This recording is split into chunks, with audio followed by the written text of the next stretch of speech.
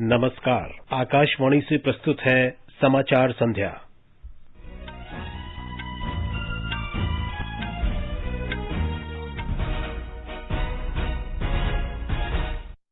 प्रधानमंत्री नरेंद्र मोदी ने हर क्षेत्र में वृद्धि और राष्ट्र के विकास के लिए आत्मनिर्भर भारत के महत्व पर बल दिया। स्टार्टअप कंपनियों से मिलकर काम करने और भारत को खिलौना उत्पादन के केंद्र के रूप में स्थापित करने की अपील की। श्री मोदी ने मन की बात कार्यक्रम में पोषण अभियान में जन भागीदारी को महत्वपूर्ण बताया।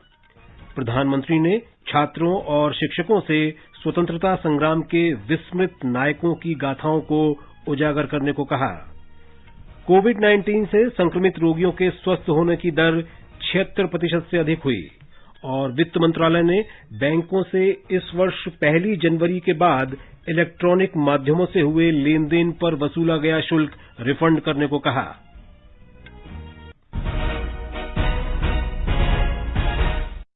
समाचार संध्या में मुकेश कुमार के साथ मैं विशाल शर्मा।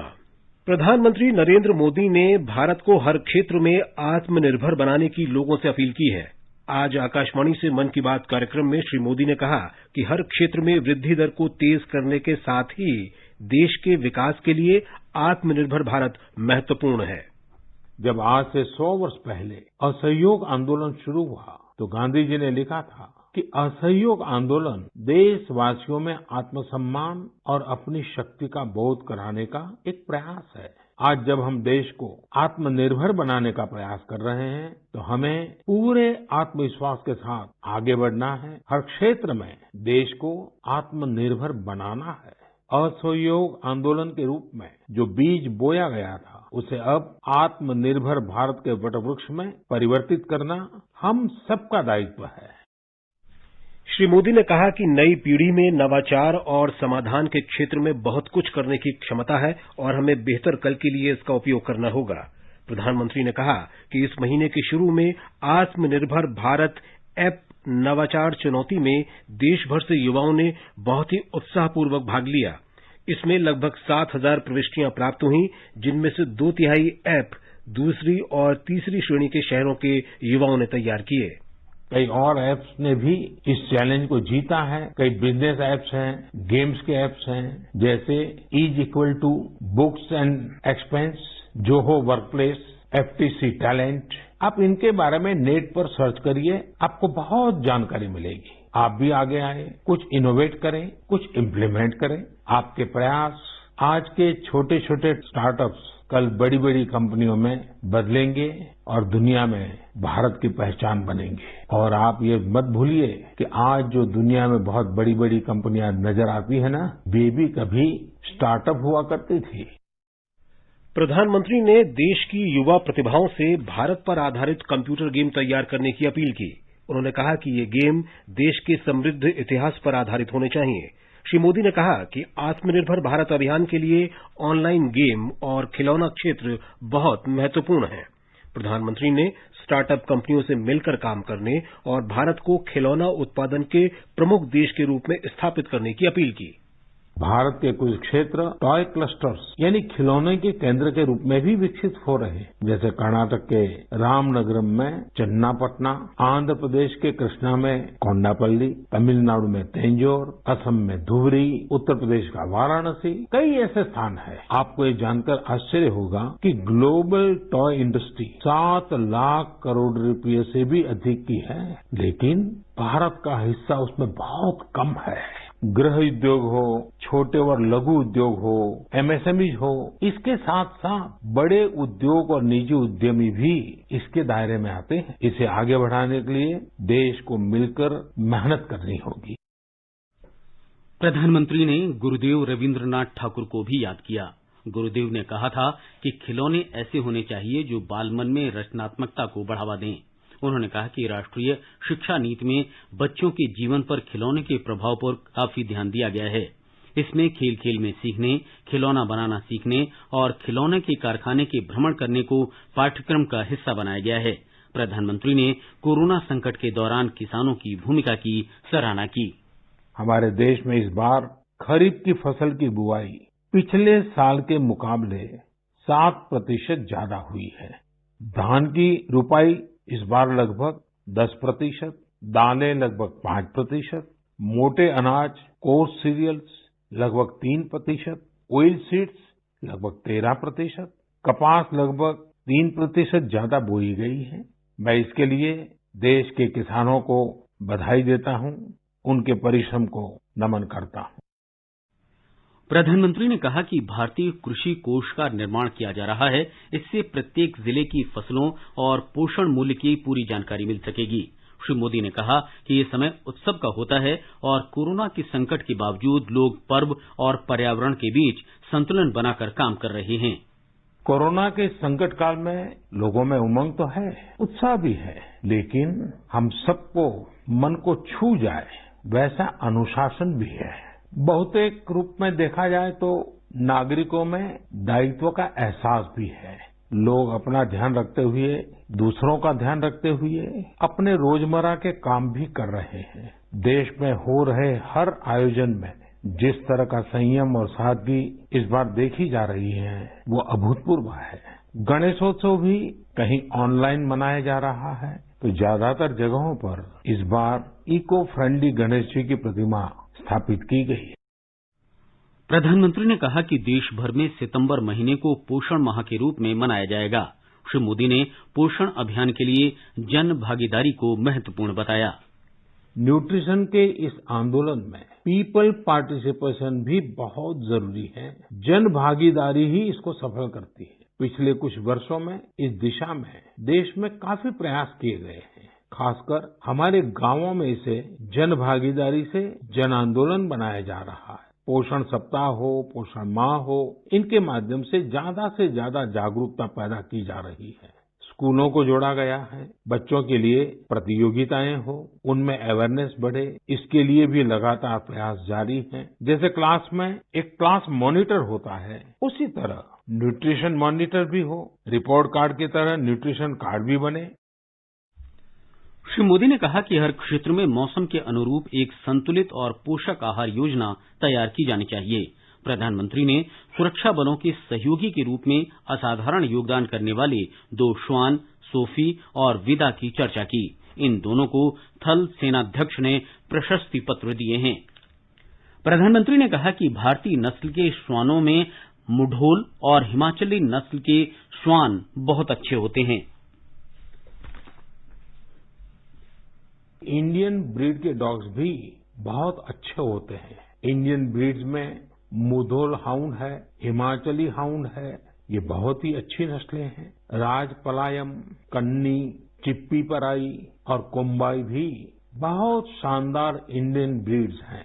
अब हमारी सुरक्षा एजेंसियों ने भी इन इंडियन ब्रीड्स के डॉग्स को अपनी सुरक्षा दस्ते में शामिल कर रही है। Indian council of agriculture research भी भारतीय नस्ल के डॉग्स पर रिसर्च कर रही है। मकसद यही है कि इंडियन ब्रीड्स को और बेहतर बनाया जा सके और उपयोगी बनाया जा सके। अगली बार जब भी आप डॉग पालने की सोचें, आप जरूर इनमें से ही किसी इंडियन ब्रीड के डॉग को घर लाएं। आत्मनिर्भर भारत जब जन मन का मंत्र बन ही रहा है तो कोई भी क्षेत्र इससे पीछे कैसे छूट सकता है। प्रधानमंत्री ने कहा कि 5 सितंबर को शिक्षक दिवस मनाया जाएगा। उन्होंने इस बात पर प्रसन्नता व्यक्त की कि शिक्षकों ने कोरोना संकट से उत्पन्न चुनौती को स्वीकार करते हुए इसे अवसर में बदल दिया है। उन्होंने कहा कि आज प्रौद्योगिकी का अध्यापन के लिए सहजता से उपयोग हो रहा है। प्रधानमंत्री ने राष्ट्रीय शिक्षा नीति की चर्चा करते हुए कहा कि इससे देश में बड़ा बदलाव आएगा और इसका लाभ विद्यार्थियों तक पहुंचाने में शिक्षकों की भूमिका महत्वपूर्ण होगी। श्री मोदी ने कहा कि 2022 में देश अपनी आजादी की 75वीं जयंती मनाएगा। इसलिए ये जरूरी है कि आज की पीढ़ी भारत के स्वतंत्रता संग्राम के विस्मृत नायकों से परिचित रहे। उन्होंने कहा कि इस दिशा में बहुत काम किया जाना बाकी है और इसमें शिक्षकों की भूमिका महत्वपूर्ण होगी। शिक्षा मंत्री रमेश पोखरियाल निशंक ने कहा है कि प्रधानमंत्री नरेंद्र मोदी की अपील को देखते हुए स्कूली विद्यार्थियों में खिलौने और कठपुतली बनाने का कौशल विकसित किया जाएगा।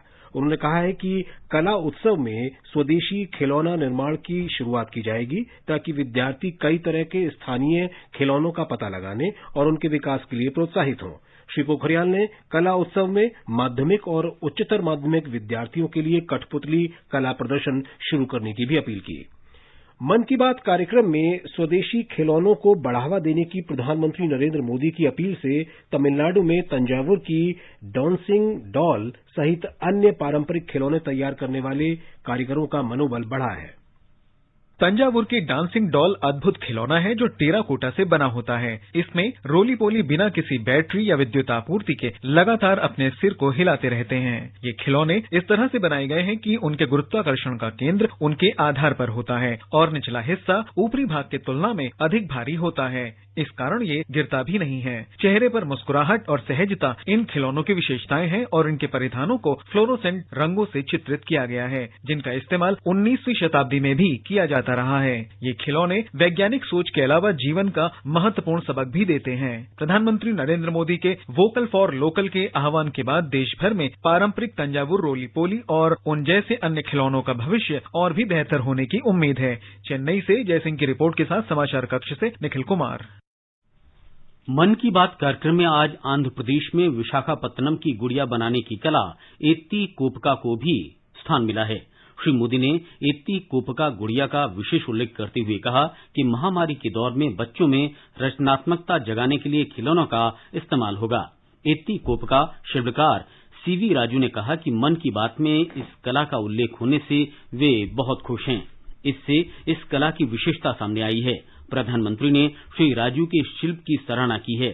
श्री राजू ने कहा कि ये गांव के लिए बेहतर अवसर है।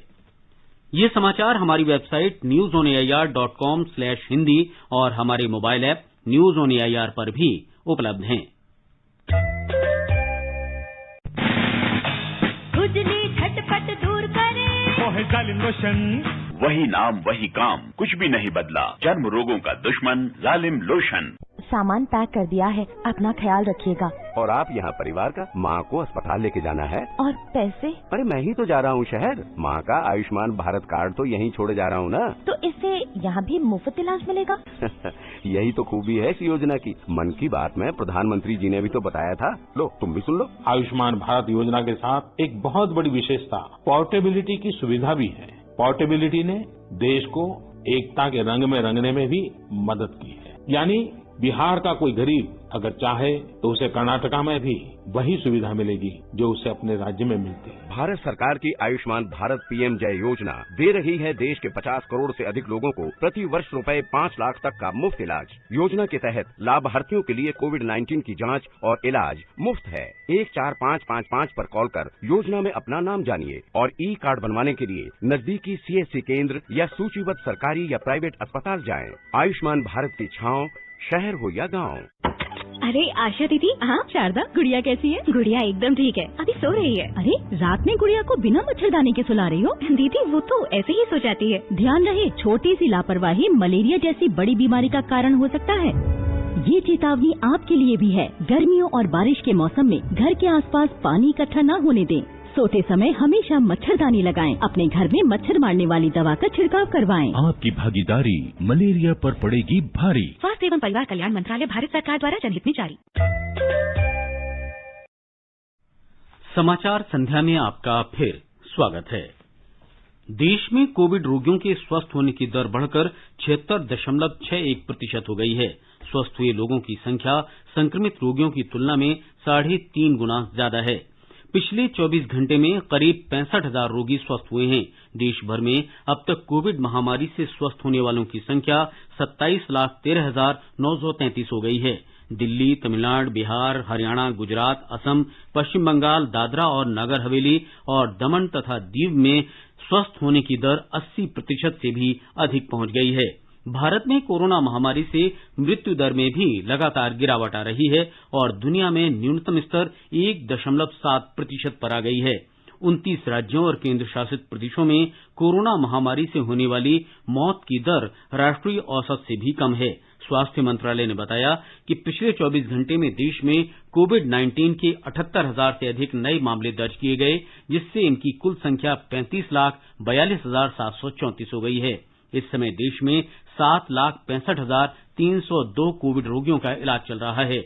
पिछले एक दिन में 948 मौतें हुई हैं, जिससे देश में अब तक इस महामारी से मरने वालों की कुल संख्या 63,498 हो गई है।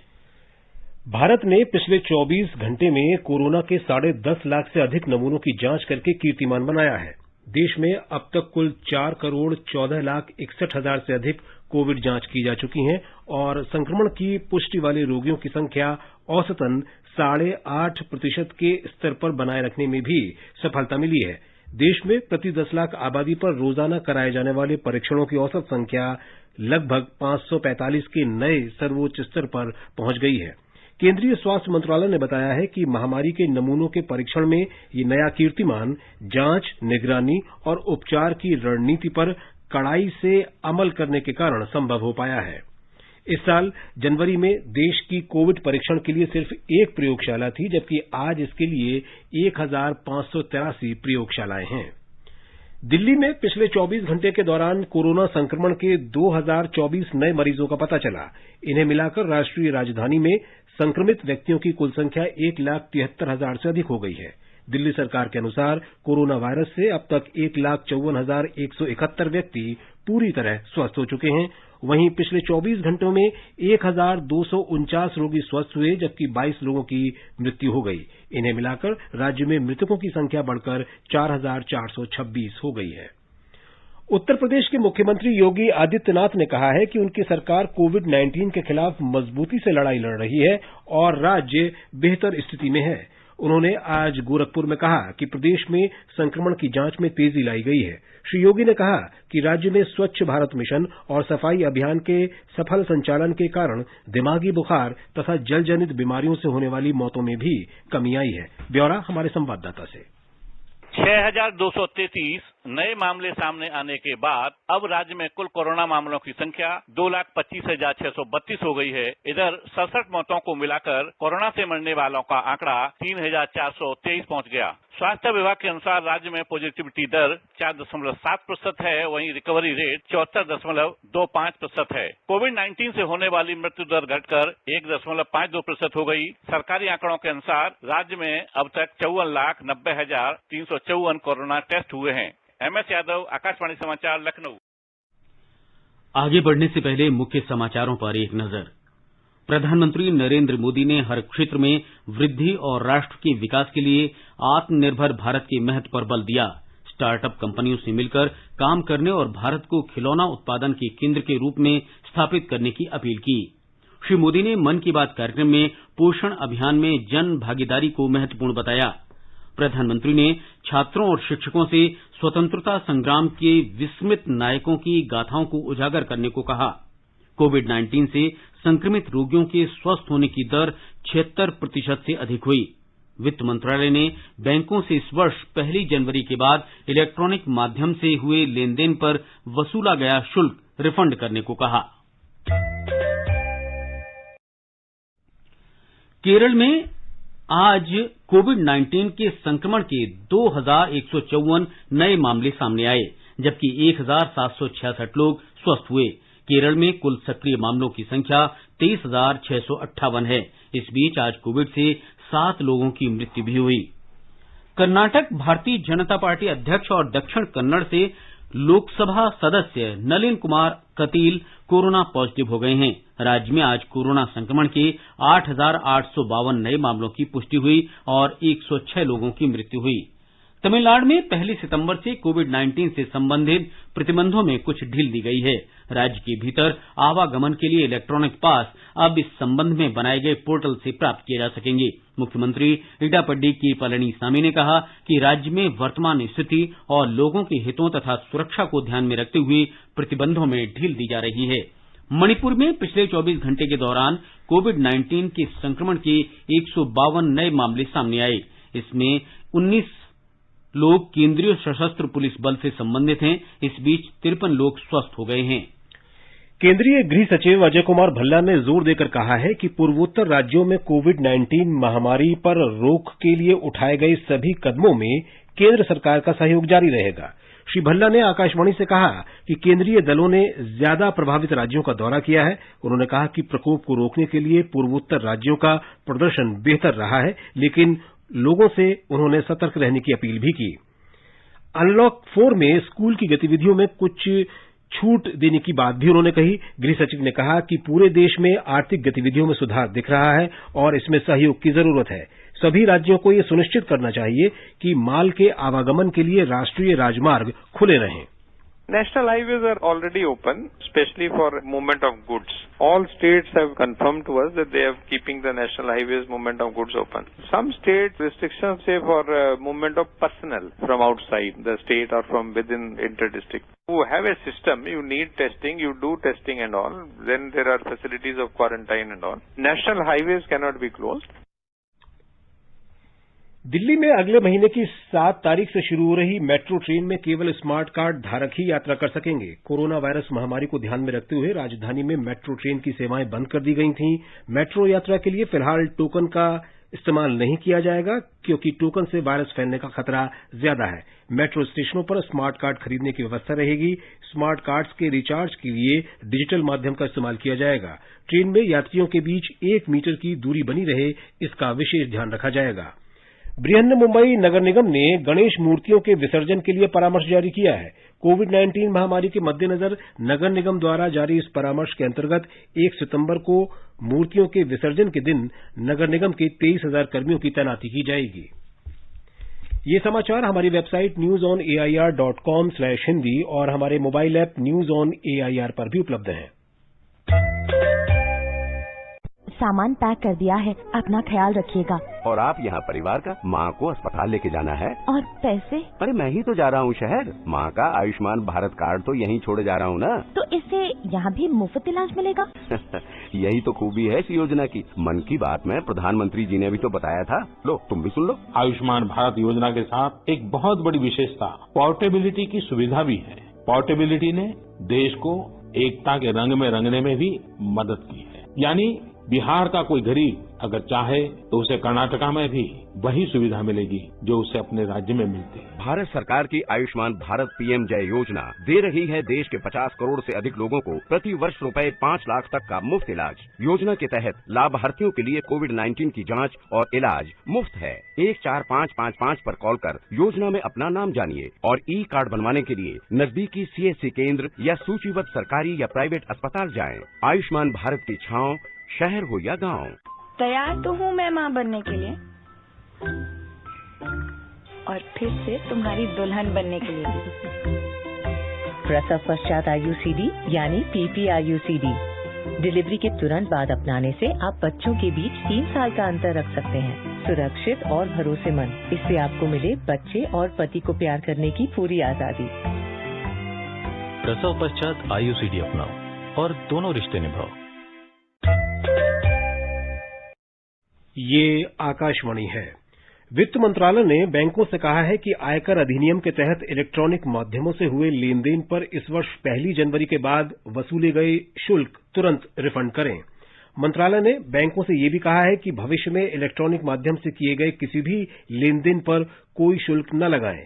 मंत्रालय ने कहा कि प्रत्यक्ष कर केंद्रीय बोर्ड ने इस बारे में पिछले वर्ष 30 दिसंबर को अधिसूचना जारी की थी। अधिसूचना के अनुसार यदि ये लेन देन रुपे कार्ड, भीम यूपीआई क्यूआर कोड और भीम यूपीआई क्यूआर कोड द्वारा किया जाता है तो कोई भी बैंक या सिस्टम प्रदाता कोई शुल्क नहीं लगाएगा। सरकार की अनलॉक 4 की घोषणा के साथ ही भारतीय खेल प्राधिकरण साई ने ओलंपिक में खेलने वाले और नेशनल सेंटर ऑफ एक्सीलेंस के खिलाड़ियों को 2 सितंबर से नई दिल्ली में कर्णी सिंह शूटिंग रेंज में अभ्यास करने की अनुमति दी है। अनलॉक 1 की घोषणा के बाद से ही प्राधिकरण ने खेल सुविधा केंद्रों को चरणबद्ध तरीके से खोलना शुरू कर दिया था। पहले चरण में ओलंपिक और पैरालंपिक खिलाड़ियों ने अभ्यास शुरू कर दिया। अभ्यास के दौरान सुरक्षा मानकों का पालन पूरी तरह से निश्चित किया गया है। सभी खिलाड़ियों को अभ्यास के लिए अलग अलग समय सीमा दी गई है। केंद्र शासित प्रदेश जम्मू कश्मीर में श्रीनगर के बाहरी इलाके में कल रात भर चली मुठभेड़ में आतंकी गुट लश्कर-ए-तैयबा के 3 आतंकवादी मारे गए और एक पुलिस अधिकारी शहीद हो गया। पुलिस महानिदेशक दिलबाग सिंह ने बताया कि श्रीनगर के पंथा चौक पर मुठभेड़ में पुलिस के सहायक उपनिरीक्षक बाबूराम शहीद हो गए। पुलिस महानिदेशक ने बताया कि कल रात पंथा चौक पर मोटरसाइकिल पर सवार 3 आतंकवादियों ने एक नाका चौकी पर तैनात पुलिस दल से हथियार छीनने की कोशिश की। सतर्क पुलिस बल ने इसे नाकाम कर दिया। उन्होंने बताया कि मुठभेड़ में मारे गए तीनों आतंकवादी लश्कर-ए-तैयबा से जुड़े हुए थे। आशूरा-ए-मुहर्रम आज देश भर में श्रद्धा के साथ मनाया जा रहा है। इस्लामी कैलेंडर के इस पहले महीने की 10वीं तारीख को पैगंबर हजरत मोहम्मद के नवासे हजरत इमाम हुसैन और उनके साथियों ने सत्य और न्याय की लड़ाई लड़ते हुए करबला में अपने प्राणों की आहुति दी थी। कोरोना वायरस के खतरे को देखते हुए इस बार ताजियों के जुलूस नहीं निकाले गए। लोगों ने मुहर्रम की रीति रिवाजों को अपने घरों में ही पूरा किया। मजलिस और धार्मिक बैठकों को भी सरकार द्वारा जारी कोविड-19 दिशा निर्देशों का पालन करते हुए संपन्न किया गया। इस्लामी कैलेंडर के सबसे पवित्र महीने मुहर्रम के 10वें दिन आज यौम अशूरा पर प्रधानमंत्री नरेंद्र मोदी ने हजरत इमाम हुसैन की शहादत को याद किया है। श्री मोदी ने कहा है कि हजरत इमाम हुसैन के लिए सत्य और न्याय से बड़ा कुछ भी नहीं था। राष्ट्रपति रामनाथ कोविंद और उपराष्ट्रपति एम वेंकैया नायडू ने ओणम की पूर्व संध्या पर लोगों को बधाई दी है। मध्य प्रदेश में जारी लगातार वर्षा के कारण 12 जिलों के 454 गांव बाढ़ की चपेट में हैं। मुख्यमंत्री शिवराज सिंह चौहान ने बताया कि बाढ़ से राज्य के 8000 से अधिक लोग प्रभावित हैं। एक रिपोर्ट। मुख्यमंत्री शिवराज सिंह चौहान ने आज पत्रकार वार्ता में बताया कि मध्य प्रदेश में 12 जिलों के 454 गांवों से 7000 से अधिक लोगों को बाढ़ग्रस्त क्षेत्रों से हमने बाहर निकाला। 170 राहत शिविर प्रारंभ किए हैं, जिनमें लगभग 9300 लोग अभी रह रहे हैं। 40 गांवों से लगभग 1200 लोगों को अभी और निकाला जाना है और इसमें भी हम युद्ध स्तर पर लगे हुए हैं। मुख्यमंत्री शिवराज सिंह चौहान ने कहा कि राहत शिविरों में लोगों को भोजन और दवाइयां उपलब्ध कराई गई हैं। सेना और एनडीआरएफ की टीमें राहत कार्य में जुटी हुई हैं। मुख्यमंत्री शिवराज सिंह चौहान ने बताया कि वायुसेना के हेलीकॉप्टरों की मदद से राहत कार्य में तेजी आई है। उधर मौसम केंद्र ने बताया है कि अगले 24 घंटों में प्रदेश में बारिश की संभावना तो है, लेकिन उसकी तीव्रता कम रहेगी। परितोष दीक्षित, आकाशवाणी समाचार, भोपाल। महाराष्ट्र में पूर्वी विदर्भ क्षेत्र में नागपुर, गढ़चिरौली और चंद्रपुर जिलों के कुछ गांवों में बाढ़ की स्थिति पैदा हो गई है। एक रिपोर्ट। नागपुर जिले के मौदा, कामठी, पारशिवनी और कुही के 36 बाढ़ प्रभावित गांवों में 14,000 से अधिक लोगों को सुरक्षित स्थानों पर पहुंचाया गया है। ऐसी जानकारी जिला आपातकालीन परिचालन केंद्र नागपुर ने दी है। नागपुर में उमंग सब एरिया के तत्वाधान में कामठी छावनी क्षेत्र में भारतीय सेना के सैनिकों ने कुही उमरठ तालुका और कामठी के बाढ़ वाले क्षेत्रों में बचाव और राहत कार्यों के लिए स्थानीय प्रशासन की सहायता की है। राज्य आपदा मोचन बल की 3 टीमें भी नागपुर जिले के कामठी इलाके में बचाव अभियान में शामिल है, जहां सुबह तक 2500 लोगों को बचाया गया है। गढ़चिरौली जिले के गोसीखुर्द बांध से पानी छोड़े जाने के कारण कुछ गांवों में सामान्य आवाजाही और जनजीवन बाधित हो गया है। धनंजय वानखेड़े, आकाशवाणी समाचार, नागपुर। और अब एक नजर कल के मौसम के पूर्वानुमान पर।